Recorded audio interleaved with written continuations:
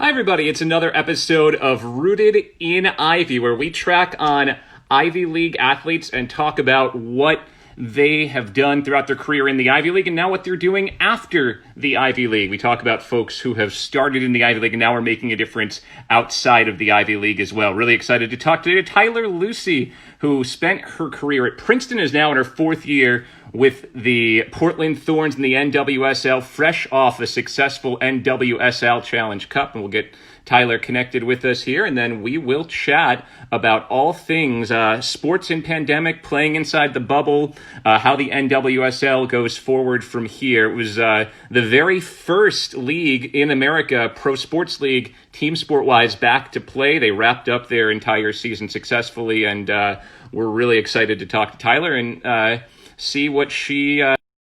I'm playing in Utah with the Portland Thorns during the Challenge Cup tournament, so we're waiting for Tyler to join us, just getting connected here, and then we'll be ready to rumble. And here she is. Tyler Lussi is with us now, rocking her Princeton gear, I see, so representing today here, Rooted in Ivy. Tyler, thanks for joining us. How you doing? I'm good. Thank you for having me. It's really great to be here and to talk to you today. I want to talk to you first about the NWSL Challenge Cup. Obviously, first league back in the U.S. and wrapped up successfully. No problems during the course of the bubble out there in Utah. What does it mean to you, to your teammates, rest of the league, that you were able to get back and play so quickly and get through the tournament successfully? Yes, obviously, the couple months of quarantine when we were shut down right at the beginning of our preseason in March wasn't the best news, but then we had to stick together and had a lot of Zoom chats and tried to work out. And then when we knew we were going to come back and be able to play and train, it was just an incredible experience. And then to go to the bubble in Utah and have, we had 23 games throughout the entire league, and then over 2,000 tests, all negative, was a great experience. And how they put it together, credit to the league and everything that was involved and everybody involved, facilities and staff, because it was a great environment, and to be able to come back and to play the game we love, that we've waited so long to play, was such so memorable. And we were all kind of joking, like, we wish we were back in the bubble, because my team especially became so close.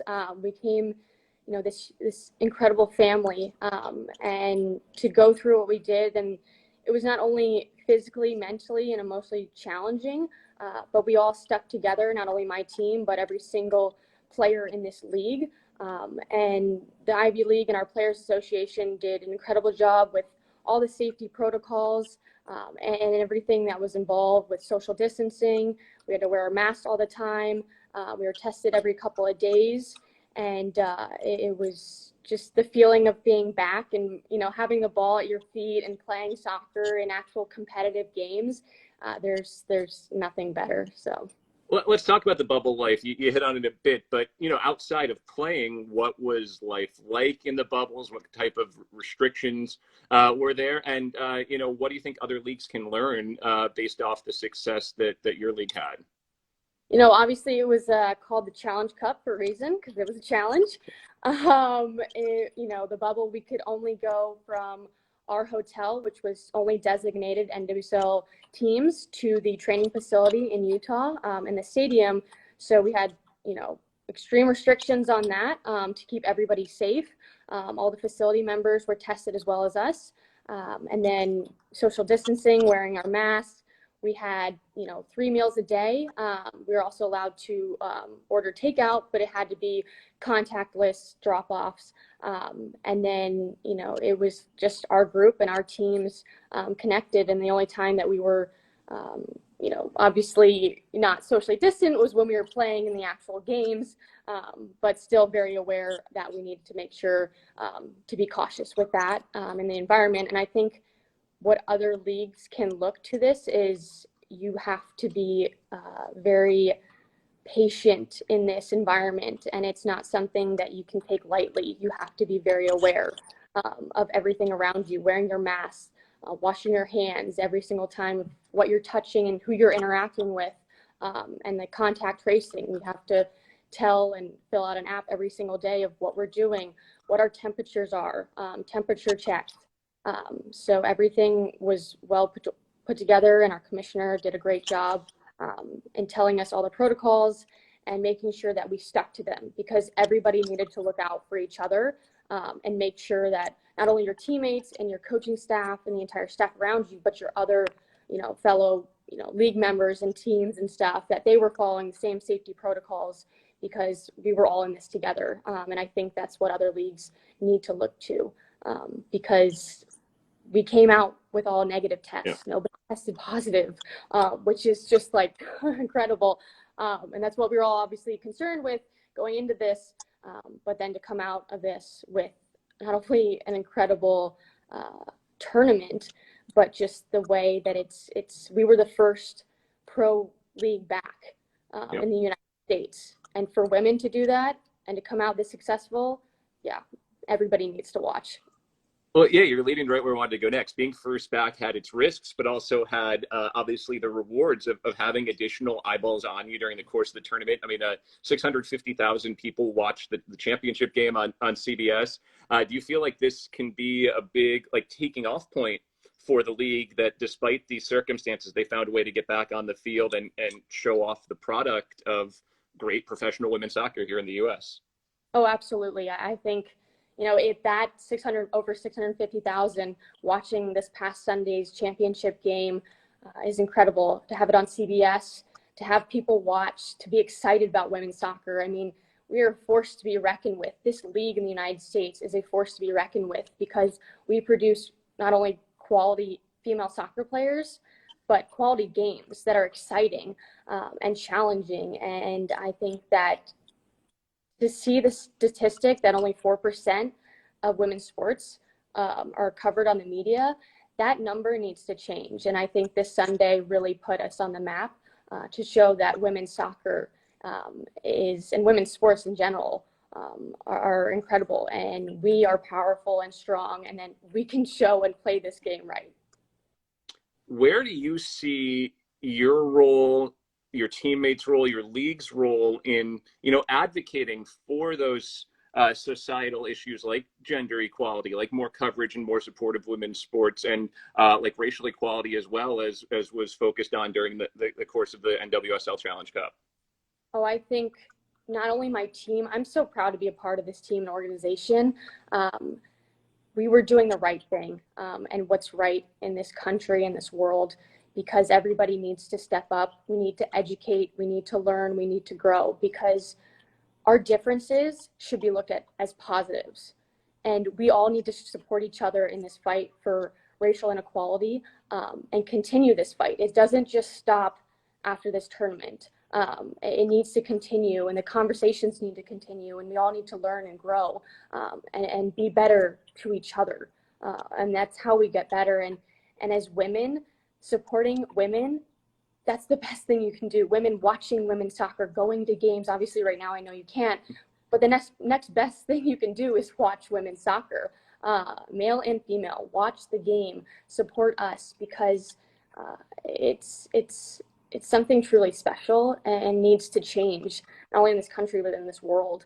And to be a part of this organization and in this league that wants to change and wants to grow is something that it's so special. So. But before we talk about your time at Princeton and some of the things you're doing off the field, I'm not sure if this has at all been talked about, because you're only a week removed from this year's finals already. But in a traditional year, you're a spring into summer league in the NWSL. So when does discussion and talk and planning toward a season like next year in hopes of maybe more normalcy, when does that start? When does that planning and those discussions start?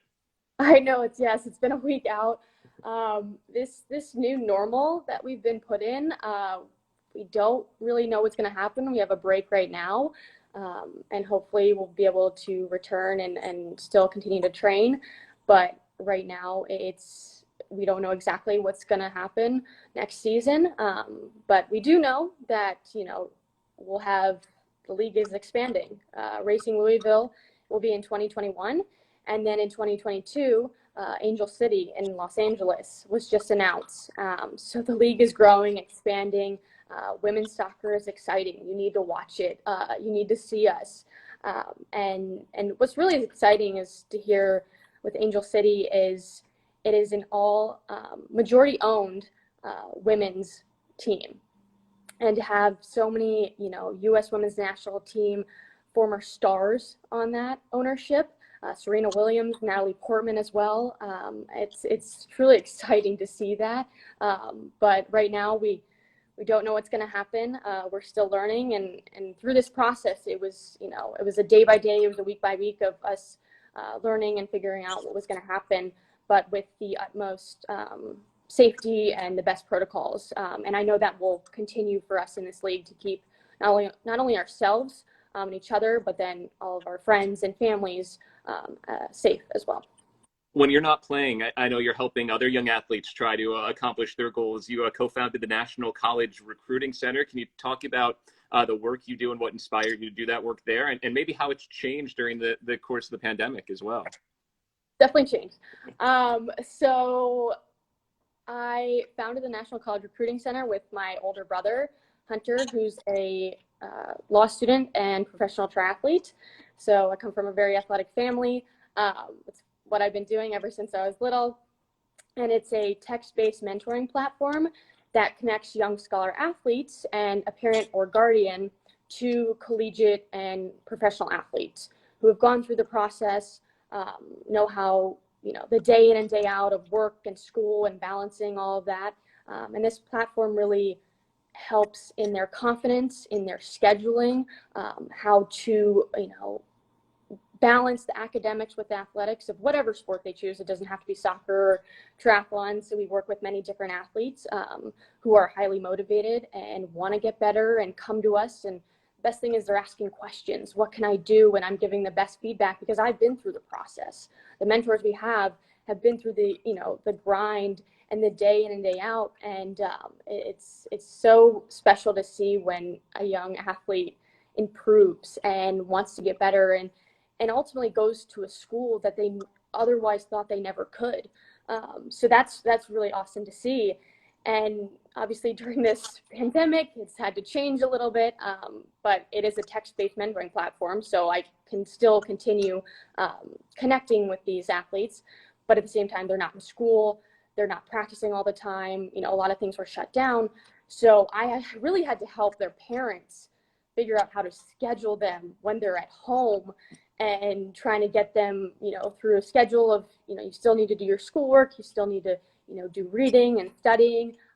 It may be the summer, but if you really want to do well and continue to grow, you have to keep learning every single day. I always tell people, learn something new every single day, which is huge. And then, so through that, I had to help them because they're, practicing or doing their work, their athletics in their backyard or, in the garage or in the basement. So just with little technical things, depending on if they're a soccer player or other sports. So it definitely had to change because they weren't around their team environment. But the mentality that these young scholar athletes we mentor never changes. They're very motivated. And it's great to see because I can completely relate and tell them my experiences and what exactly I went through. And there's going to be ups and downs in life, and you're not going to succeed right away. Nothing in life is going to be given to you. You have to constantly work every single day. And I think if you truly love what you do, whether it's in sports or you're, into music or art or whatever it is you really love to do, if you give it your all every single day and just marginally improve over time, those building blocks will come together and you will achieve what you want. But it's going to be an up and down road. So that's great advice. Let's talk about your time at Princeton. And first off, let's just start with maybe folks on the outside don't realize just how competitive Ivy League soccer is. I mean, the time you were there were players across the league with international experience. I mean, you played with and against some great players during your time in the Ivy League. Oh, yeah. I think the Ivy League is sometimes underrated, and it shouldn't be because Division I athletic programs, all Ivy Leagues are, and you come in and it is challenging. It's not, not only obviously the academics, but the athletics. I mean, you're surrounded by, with my team, a group of highly intelligent and competitive women every single day. So you have to step up to the plate and and compete every single day. And I think I learned that early on, but going to the Ivy League, going to Princeton, I had to step up and, learn and improve every single day. And the exposure I had to so many different, not only on my team, but so many different and unique people, is just this community of great individuals. And, everybody came on my team and throughout the entire Ivy League. It didn't matter if you were soccer or any sport, you're, probably one of the smartest, best athletes from your high school, and then come to the Ivy League, it's a whole new ball game, and you have to really work at it every single day. And that's what I did, because I was around so many motivated individuals and motivated women, that it just helped me succeed even more. And succeed you did. All-time leader in Princeton in goals and points, 53 goals in your career, 122 points. What are some of your best memories from your team's success during your time there? Our team had so much success, and it wasn't until my junior year where we won Ivy League, and I think it was that Cornell game my junior year where we clinched the Ivy League, and that game was very memorable. And then I think our first NCAA run the same year, where we had our home opener at Roberts Stadium, in front of our fans, our classmates. So many people came out and supported us and cheered us on, and to win that game against Boston College was huge. And I think that really helped us, put us on the map even more, that we can compete with, the top 10, top 20 schools in the country, and show that Ivy League and Princeton can make a mark, and, can recruit the top players in the country, and continue to go on and compete at the highest level. All right, and then finally, you mentioned it a bit. You come from just a crazy athletic family, going as far back as your great-grandfather, one of the best figure skating coaches of all time. You had a grandpa who was an Olympian. You have aunts, uncles, brothers, cousins who've been Olympians or competed in World Cups or things like that across the board. What's it like growing up in a family like that, and how did that competitiveness kind of fuel your successes? Yes. So like I said, I come from a very athletic and competitive family. Started us when we were very young. I fell in love with soccer early on, but I played so many different sports, and I didn't want to limit myself to just one. Obviously, throughout, as I got older, I loved soccer and stuck with that, and, made my mark on that. But having, my great-grandfather and grandfather being competitive and doing so well, it just, it fueled me to do well. And then obviously my older brother's a professional athlete. He was the world's youngest Ironman at 13. I'm not going to attempt an Ironman anytime soon. Maybe after my soccer career, but I have all the tools and resources that I need to grow and get better and compete at the highest level. And then I have a younger brother who plays soccer, and he has aspirations to play professional soccer. So that's kind of the mentality, not that we have to be professionals, but it's where it's led us. And both my parents have done an incredible job of leading us to where we are, and always supporting us no matter what our path was, just being there for us. And I have to say, thank you to my parents. And I think that's so important when I tell these young kids I mentor, you have to thank your parents, because they are and your guardians, they're doing every single thing they can, because they're so proud of you and they want you to succeed and do well in your life. And it's truly special to see. And I think having a family that's so supportive has led me to do, so many things that I want to accomplish, because I have the confidence from them, and then I have the confidence in myself to go on and do things. And I have a lot of big ideas, not only for this league, but I have an idea that I want to take this league public. But I get these ideas because I have that support around me. I've come from Princeton and been working on an idea for 3 years, to take the league public, and do something that will support women's soccer for the next 50 years. Because I don't want this league to just slowly increase. I want it to sustain for the next 50 years, that when you come in and you want to be a professional soccer player and you have dreams to be a professional soccer player, you don't have to have 2 or 3 other jobs. You can come in and your one job is focusing on being a professional soccer player. And that's where I come from, is just that support, not only from my family, but my friends and my teammates. And it's so incredibly special to have. Awesome. Well, I think parents everywhere are going to be queuing that last answer up, Tyler, and playing that for their kids. Appreciate the time. Thanks a lot. Well, thank you so much for having me. I really appreciate this. That's Tyler Lussi, former Princeton Tiger, just wrapped up her 4th year in the NWSL.